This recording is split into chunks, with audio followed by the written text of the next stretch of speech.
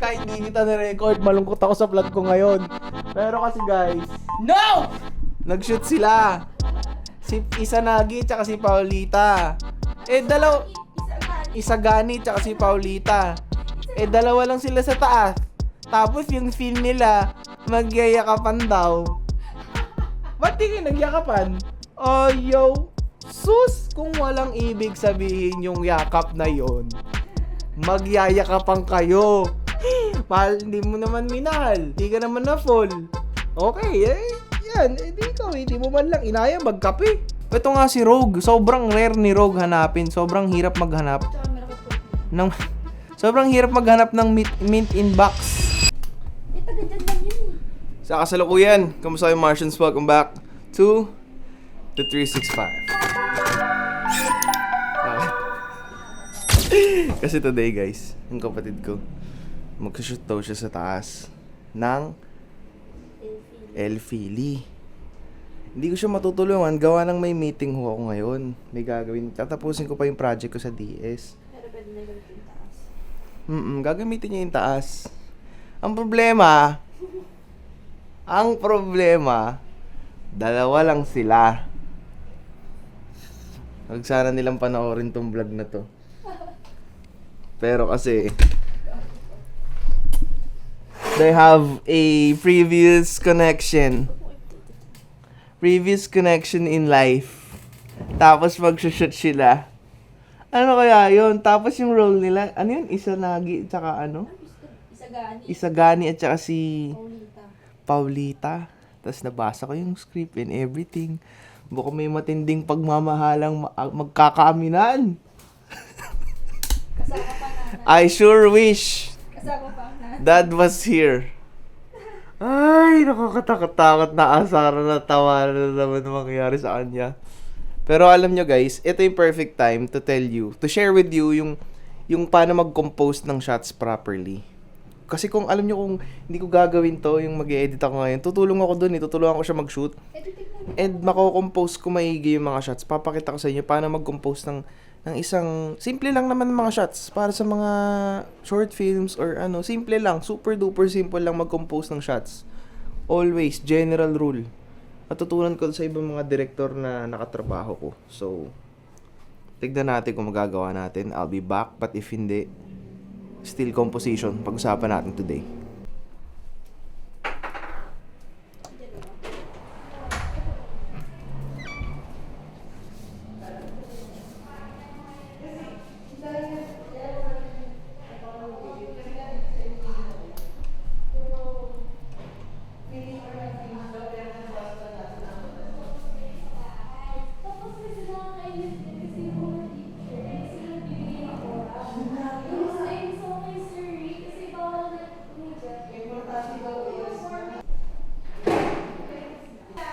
Ano yan nangyari dyan? Ano nangyari sa'yo?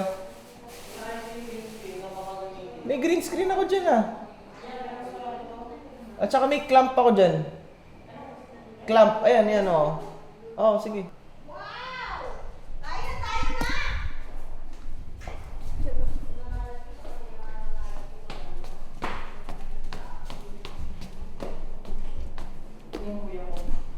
Ay. Ano nangyari dyan? Ayan, nakahanda na may ilaw in case kailangan na. I think iurong mo muna itong pag ganon mo. Sige. Oo. Buksan mo lang yung bintana para mahangin.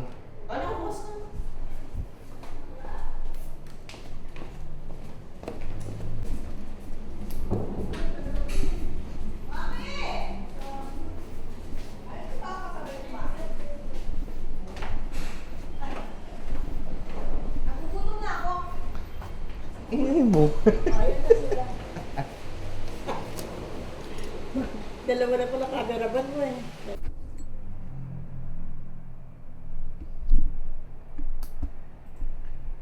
So yun guys, today is a very sad day for me kasi wala akong choice. Benta ko yung X-Men kasi kailangan ko ng funds para sa isang project na ifa-fund ko. Nakakalungkot kasi syempre isa-isa ko silang binuo maigi. Diba? Ayan naman. Kompleto yan. Wolverine, Beast, Scarlet Witch, Jubilee, Jean Grey, Cyclops, Rogue, Storm, Nightcrawler, Deadpool, Morph, may custom na head pa. Cable, Bishop, syempre si Professor, Magneto, Hero Version, Iceman na sobrang hirap hanapin, Gambit.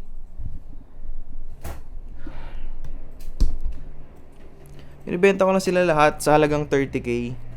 Pero mabebenta ko sila lahat today sa halagang 26k. Kasi nga kailangan ko ng funds para sa isang project. At saka ayun. Nakakalungkot talaga honestly. Kung may personal attachment kayo sa laruan, maintindihan nyo. Tapos itong kausap ko parang tanga. Gusto ko kasama yung Spider-Man. Kinukuha niya for 26k. Ayoko isama to.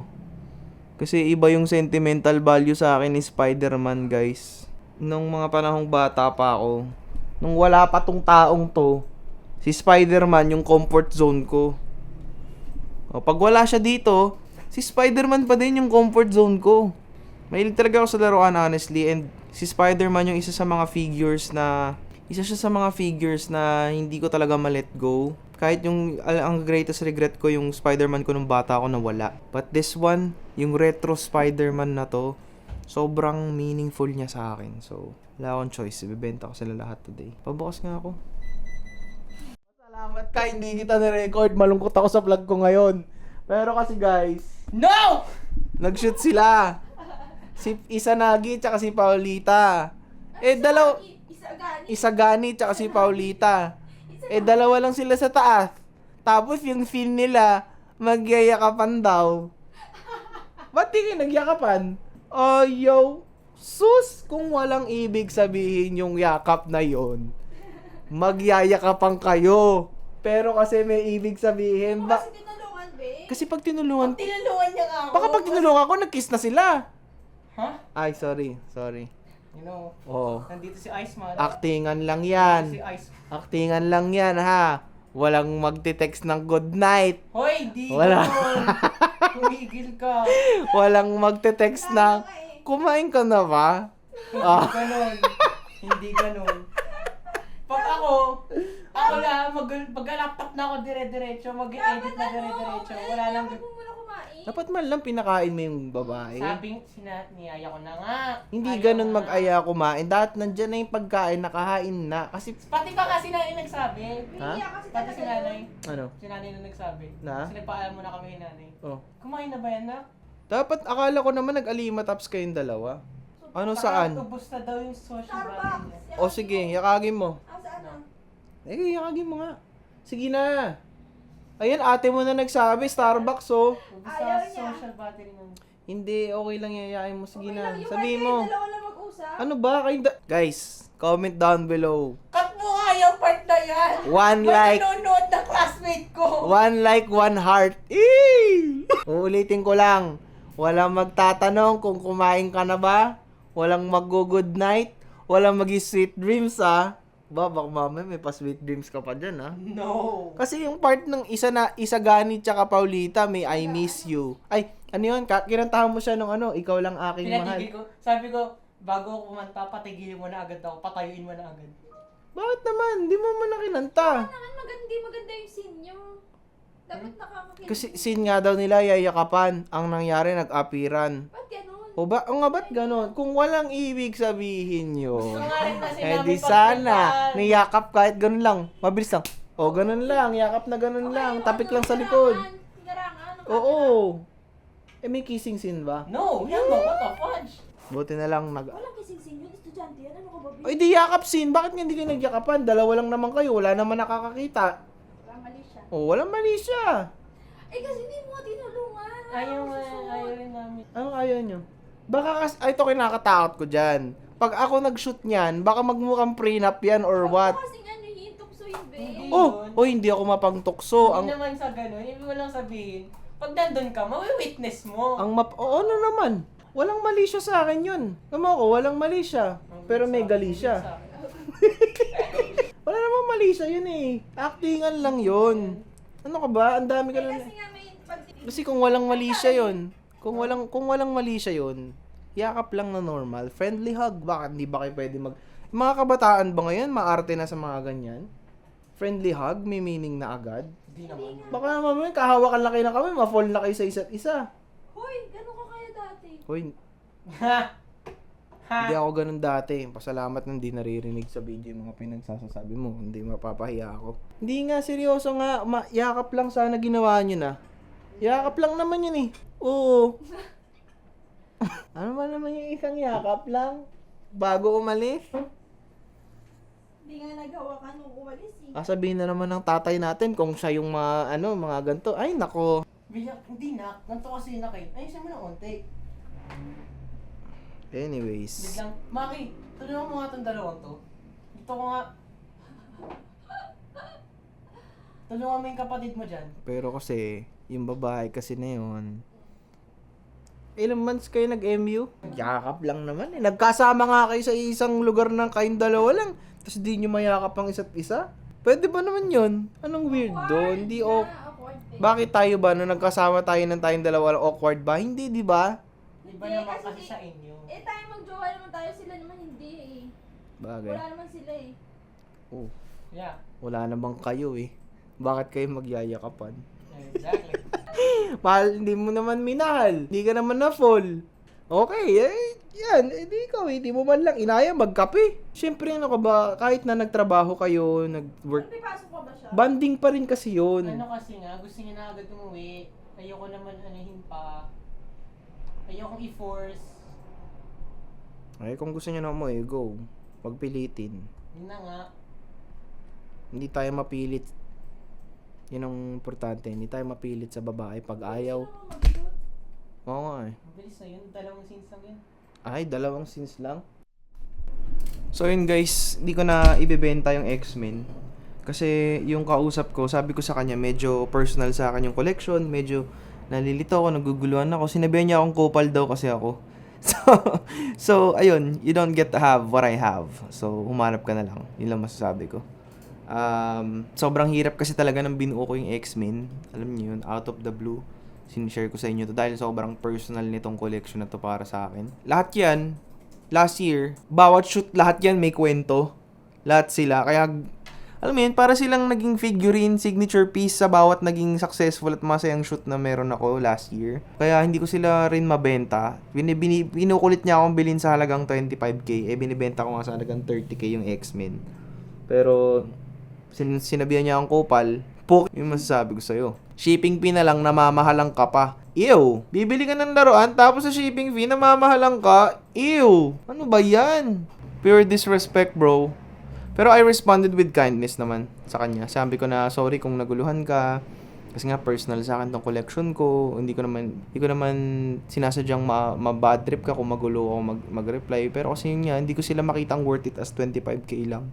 Dahil syempre, shipping fee, plus yung rarity ng iba, like si Rogue, si Cyborg, si Iceman, tapos si Professor X, natsambahan ko pa. Super hirap nilang buuhin talaga, promise. Kaya, Sinong cyborg?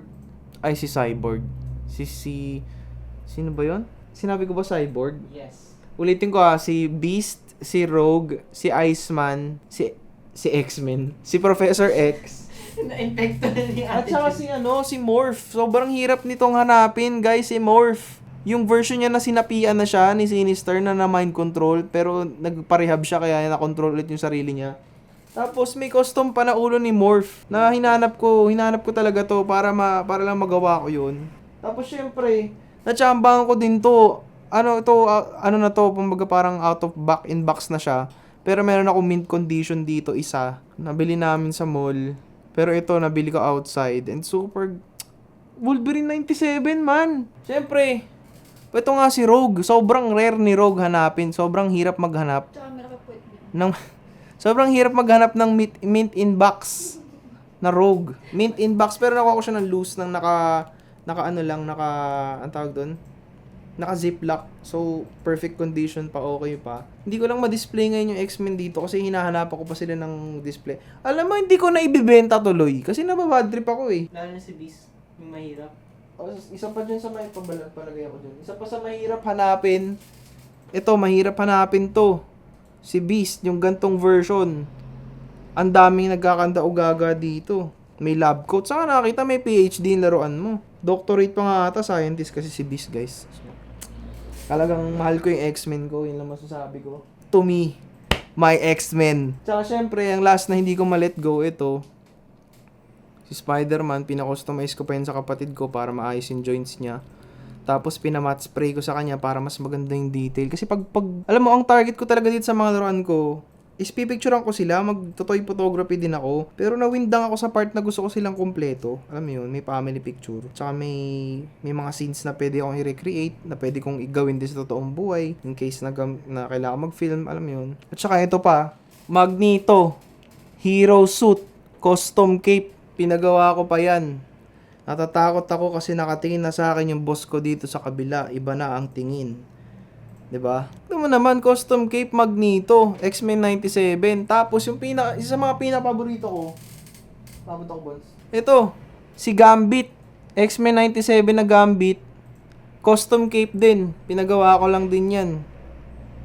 Nalimutan ko na yung pangalan ng lalaki, pero sana mag-PM siya kung mapanood niya. Pero yun nga, grabe. Custom Cape to, guys. Oh, sobrang forma nito, grabe. Ito talaga mahirap hanapin. Mahirap humanap ng mint condition nito. Pag tinignan nyo to sa Google, iba yung price nito. Nakuha ko to ng friendly price lang din. Nakuha ko ba siya ng hindi ko siya nakuha ng mint in box kasi pangit na yung box niya. Oh, pero nakuha ko siya ng, ganda. Para siyang figurine. Kasi sobrang, iba talaga yung value ng X-Men sa akin. Iba talaga. Kasi lahat sila may story. PM sa akin si JM ngayon lang. Ano daw mic ko? Ang linaw daw. Sabi sa'yo eh. Teka lang. Sobrang valuable sa akin ng X-Men, guys. Kaya, di ko talaga sila basta-basta ma-let go unless siguro kung bilhin sila sa akin ng 40k or 50k, baka pwede pa. Pero any price 20k below, feeling ko mga scalpers lang yung mga yan. Mga trip lang nila i-buy and sell. Yun, sige, para sa inyo, i-buy and sell nyo. Pero sa akin, ito yung value ng X-Men ko. Kung, alam mo yun, ang dami kasi sa mga toy na napansin ko, kasi nakasama ko sa ibang group, sa mga nagto-toy collect. Yung iba, masyadong gahaman. Gusto lang talagang paikuti ng paikuti yung mga laruan, kumita lang ng tingi-tingi. Tapos namamahalan sa shipping fee. Yun talaga, guys. Yun talaga. Hindi ko magets yung bibili ka ng mamahaling laruan, tapos mamamahalan ka sa shipping fee. It's crazy, bro. You're supposed to have a crazy amount of money para makabili ng maayos na Kaya yun, Martians. And yung isa sa mga bago ko today, ito bago lang to. Baki Hanma. Puta. Lupit niyan, guys. Baki Hanma yan, Storm Collectibles, Baki Hanma. Yung short niyan, grabe. Kasama pati yung mga an-an niya sa puwet. Makikita niyo yung puwet niya, yung detalye. Tapos yung chest, ang lambot. Oh. Storm Gusto mo hawakan? Hawakan mo yung chest. Hawakan mo, dali. Oh, parang totoong dibdib, di ba? Yung puwet niya, pinutin mo. Di ba? Parang puwet. Parang may ganyan. Gusto mo makita yung puwet niya? Ang dami niyang Oh, ayun, Oh. Parang may Maraming paint chip. Yung kati-kati sa puwet niya. Ayun, tignan mo yung kati-kati niya sa puwet. totoo. Sobrang angas ni Baki. Kaya hindi ko sila ma-let go, guys. Honestly, choosy ako na collector. Hindi ko rin masabi kasing collector ako. Pero sobrang choosy ko. Hindi ko naman lahat kasi pinapatos. Kumbaga, kung ano lang yung trip ko, yun lang yung trip ko talaga. Kahit sa sapatos, ganun ako. Hindi ako yung nabiling ko ano yung na-hype. Pero may iba akong figures na binibenta. Tulad nito. Eto, guys. Maaaring sa iba. Ito bago lang to. Bagong labas to. Secret Wars Wolverine. Binibenta ko siya actually. Though, kasi ang dami kong Wolverine. Nagde-experiment ako ng Wolverine. Ito, ano ba tawag dito? Ultimate Wolverine ba tawag dito? Wolverine din, bago lang din to. Yan. Hindi ko pa binubuksan. Dalawa yung ganito ko, yung isa nabuksan ko na chinek ko kasi. Pero binibenta ko sila pareho. Hindi rin kasi ako masyadong happy sa kanya. Hindi masyado. Sakto lang. So, hindi ko siya for 4 keeps. Ang init. Tapos, my most prized possession. Ito. Mint in box. X-Men 97. Wolverine. Ganda pa din, no? Iba yung feeling kapag yung daron nasa pakete tas di mo pa nabubuksan. Pero pag binuksan mo, mas masaya, syempre. Pero ito, hindi ko talaga, tiniis ko talaga yung sarili ko nung ito yung unang-una kong binili na hindi ko mabuksan niya. Hanggang sa nakahanap ako ng loose, binili ko agad. Ito kasi talaga may value. Ganda. Wala siyang paint chips. Sobrang perfect. Wala pa ring damage yung box. Wala. Perfect yan, guys. Pwede nyo ako PM sa Facebook kung gusto nyo bilhin sa mga mahilig sa laruan. Pero, yun nga, binibenta ko lang itong mga to. Yung mga personal collection ko, no talaga. Kasi personal. Oo nga pala guys, no, bago ang lahat, gusto ko magbigay ng shoutout sa lahat ng Martians na nag-comment sa videos natin yesterday. Yesterday, all my troubles seem so far away. I'm never here to stay. Oh, pabukas naman ako nito para mailaw. Talaga ba? Pabukas naman ako nung ano.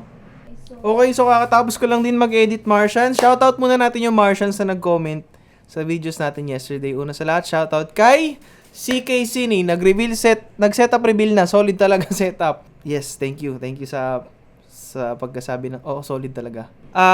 Shoutout kay @Jeff Sakamoto, US viewer here and also FX3 user. Pa-shoutout naman mga Filipino sa USA. Next time, sir, gawa ka video about composition and angles na maganda pag nag-shoot ka, sir. Salamat in advance. Yun sana yung gagawin ko today pero hindi ko nagawa kasi kinain ako ng editing. Pero shout out sa lahat ng mga kababayan natin dyan na nasa USE.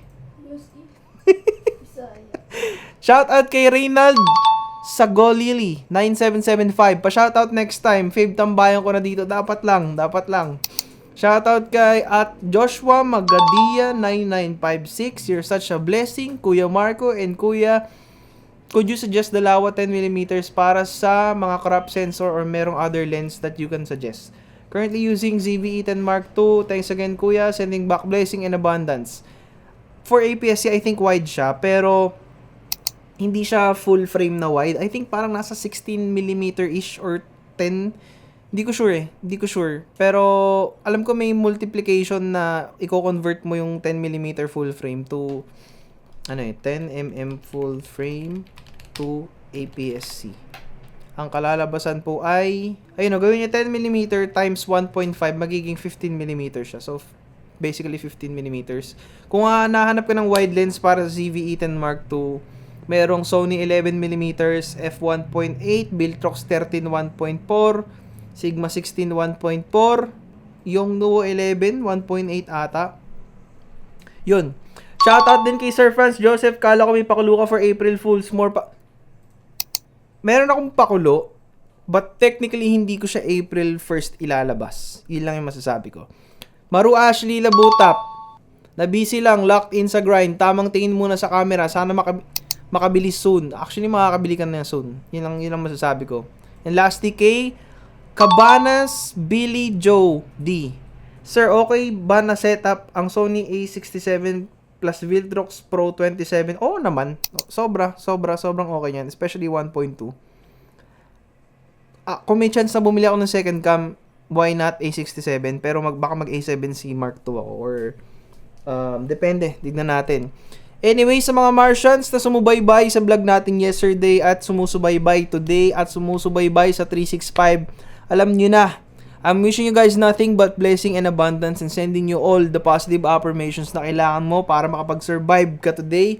At ito na yung sign na magbibili mo na yung camera na gusto mo, makukuha mo na yung project na kailangan mo at magkakapera ka na sa bank account mo. Sana ako din. At magkakamonitor ka na ng sarili mo. Magkakamonitor. Shoutout sa inyo guys. Always appreciate na nagko-comment kayo sa vlogs. Na-appreciate ko rin na nanonood kayo ng 365. Super duper big deal sa akin na nanonood kayo. Kasi it gives me more energy para mag-push at matapos ang 365. Pero today, dahil nag-edit ako ng sobra, magkakape muna tayo. Let's go.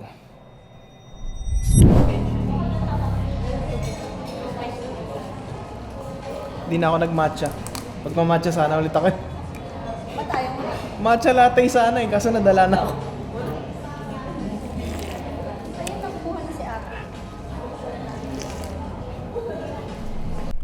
Okay, so we are back home, Martians. Eto na naman, babalik na naman po tayo sa editing cycle. Mag-call lang ako saglit, tapusin natin tong edit. Almost sabihin natin 1 out of 6 yung edit na ginawa ko. Yung kumbaga yung, alam mo yun, marami kasi to. It's a series of videos yung ini-edit ko, kaya you know, I'm kind of medyo na-burnout na ako. Lapit na ako sa burnout stage ng editing at hindi ng 365. Kasi honestly, alam nyo, mahal ko yung 365 at mahal ko kayo, Martians, dahil nandyan kayo. Tutuwa ako sa inyo na nag-e-exist kayo. Pinapasalamatan ko kung saan man kayo nanggaling.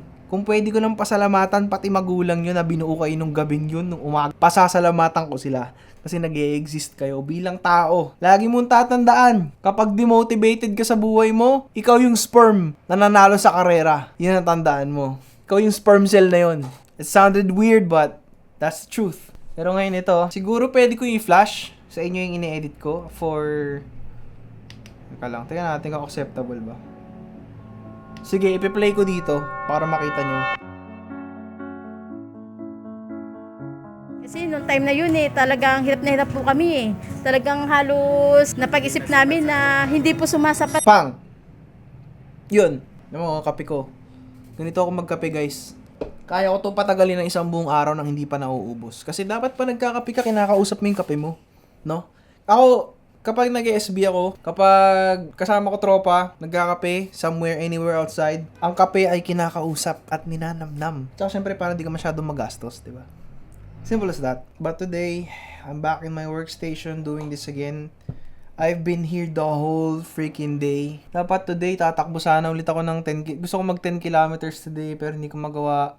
Kasi pabalik-balik ako dito. So, ganun talaga. Pero, ito yung gusto ko i-share sa inyo. Kapag meron kayong project, lalagyan nyo na ng specific duration dapat kung ilang days kayo mag-edit. Ito kasi, it's long overdue for 2 months na halos. Pero kasi, alam mo yun, hindi naman ako yung at risk. Kasi, ang style ng project na to is para maiwasan ang napakaraming revisions. So, nire-revise namin siya ng sabay on the spot, naka-Discord and everything. Which is yun yung masasabi kong masasuggest ko ng workflow kung kaya nyo. Makipag-Discord kayo kay client. Tapos, ipakita mo sa kanya yung timeline, yung latag. It's a case-to-case basis thing kasi ito naman medyo documentary type shit yung ginagawa ko. So, kailangan niya talaga ng pure eyes on the prize talaga kasi section by section ini-edit at iniintindi maiging context. So, just thinking about it right now, medyo burnout na ako. But I don't mean to actually share this video. I mean to share with you the best of vibes. Kung medyo burnout kayo, pause for a sec, magkape, go for a quick run. Kung pwede nga lang gawin yung ginagawa ni Ashton Hall, yung dinidip yung ulo sa malamig na tubig. Ginawa ko na, actually, tinaray ko kahapon. Medyo nag-work. Yeah, so balikan ko kayo saglit. Balikan ko kayo saglit. So, yun guys, no? Ito, nakabalik na ako, muling malakas. May nakita ako si Viltrox naglabas ng Viltrox Air Series lens. Ito lang masasabi ko, Viltrox. Kabahan kayo. Maglalabas ako ng camera brand. At yung tawag ko dito sa camera brand na to, Fuji Canon. Fuji Canon ilalabas ko. It shoots on 24K, 9 million FPS. Tapos it has basically 100 stops of IBIS. Also, it's not 35mm. It's more than medium format. It's extra large format. Yun yung masasabi kong camera. This is Fuji Canon, the number 1 brand na lalabas. Ang brand na tatalo sa lahat ng camera brands. Sobrang solid ng specs. Talagang halos pag pinan mo yung camera, maiiwan pa din kung saan nakatutok yung camera mismo. Kaya ang problema nun, wala. Tapos, battery. Battery life can basically last you for 3 years. Tatalunin ko talaga. Viltrox ka ba? Lens selection, maglalabas ako ng lens. 8mm, 2mm to 300mm macro na may kasamang OSS 5.0. sobrang stable. Yun nga, meron tayong basta yung infinite stops. Kaya pag pinan mo yung camera, panlip, nagdaliin ka, nandun pa rin sa talagang next level ang Fuji Canon ni guys. Talagang ako nagsasabi sa inyo. Nagagawa ng burnout. Nagagawa ng medyo pagod ang utak today. Medyo kasi ilang araw na akong aligaga. Kasi kailangan ko mag-focus dahil talagang gusto ko maging maganda yung kalabasan nitong ginagawa kong parang docu-type shit. Gusto ko talaga siya ma-perfect kasi pang portfolio siya. Gusto ko siya maging parang Netflix vibe, yun yung target ko. Pero kasi hindi ko gamit yung Fuji Canon ni guys eh. Hindi ko gamit yung Fuji Canon ni. Kaya, ewan ko talaga. Ito talaga yung dream. Sa pagtapos, that is it for this vlog. Make sure to like and subscribe para may good vibes. I'm sending you guys nothing but blessing and abundance. And of course, ito na yung sign. Nabibilin mo na yung camera. Ito na rin yung sign. Nabibili mo na yung lente. Ito na yung sign na magkukuha mo na yung project na matagal mo nang inaasam. At kung natapos mo tong video na to, kinlaim mo na. Kinlaim mo na yung para sa'yo, yung opportunity na para sa'yo, yung good luck na kailangan mo. Kasi, nanood ka ng 365. Yun lang naman.